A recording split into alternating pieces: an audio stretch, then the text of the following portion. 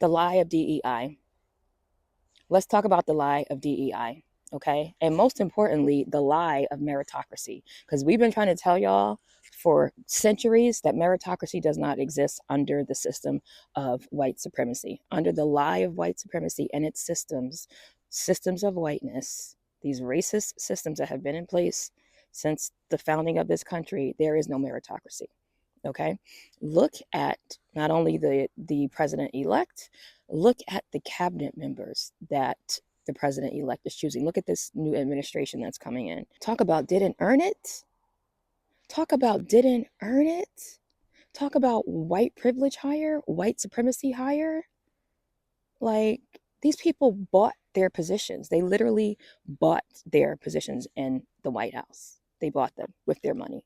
Let me break something down for you, okay? Because a lot of y'all are confused, and I don't know why you're so confused, because it's nothing new. They've been running the same play for centuries.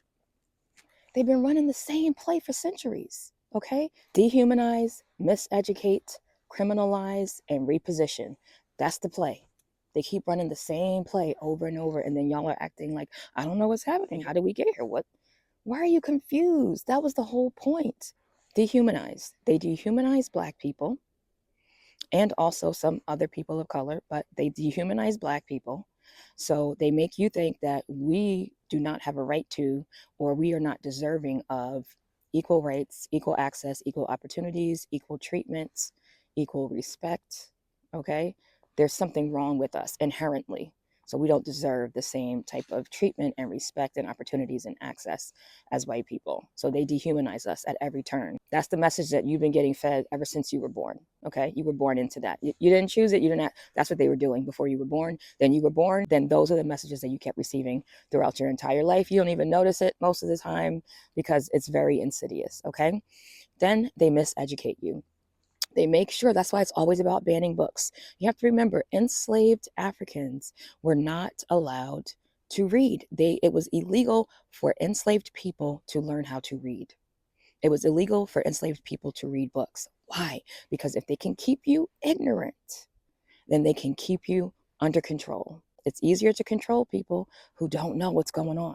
That's why they keep banning books, banning books. They're going for the education system because they want you to remain ignorant. Okay? They also don't want you talking about any of this stuff.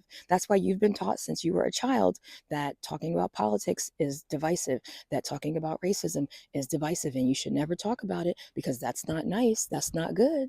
When you get older, it's unprofessional to talk about politics. It's unprofessional to talk about racism, so you should never do it. It's divisive. How in the world do you learn about something that you don't ever talk about? How in the world do you fix problems when you don't even talk about them? You can't change what you don't talk about. That's the whole point, right? Then they criminalize and they put in place laws and policies so that you're afraid of speaking up. You're afraid of talking about these things. So they make you live in fear of being arrested, of losing your job, of having some sort of legal action taken against you if you go against their racist laws and policies. Right? So teachers are afraid of being prosecuted for reading certain books at their schools. Doctors are afraid of being prosecuted for providing the healthcare that their patients need because of the laws in their state. I mean, this is the same play. They've been running it for centuries, y'all. Then they reposition. They make sure that they put people in positions of power who are going to uphold and abide by these racist systems, laws, and policies. They rinse and they repeat. And it's been happening for centuries, yet for some reason you're surprised. Just do me a favor. If you do nothing else this month, go and research what racist dog whistles are, because you're going to be hearing them a lot. And remember, every time you hear someone say that we're going to leave it to the states, we are going to leave it to the states to decide, that is a racist dog whistle.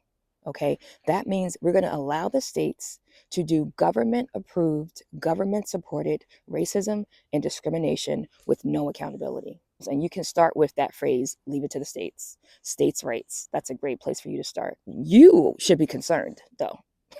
You should be concerned. So if you're looking for leadership, if you're looking for guidance, support, accountability, you're looking for an action plan, I'm a great resource for you.